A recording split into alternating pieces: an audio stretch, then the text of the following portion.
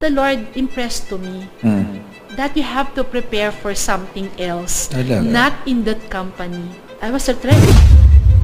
Co-manager ko, siya yung mare-retrench dapat. Okay. And she's really prepared for it because for every year of service, the company will be giving 4 months of salary. Sa kanya. So you can imagine, Paolo, Laki she's nun. been with the company for 20 years, that's times 4. But then, well, one time that while we are having lunch together, sabi ko sa kanya, sabi niya, Jad, wag kang ganyan naka-prepare na ako. But then, kapag may sinabi si Lord, mangyayari yun. Correct. Oo, and then a month after, kinausap kami ng manager namin, ng director namin, I mean, and she asked us na, Jad, if you will be retained, are you willing to do her work?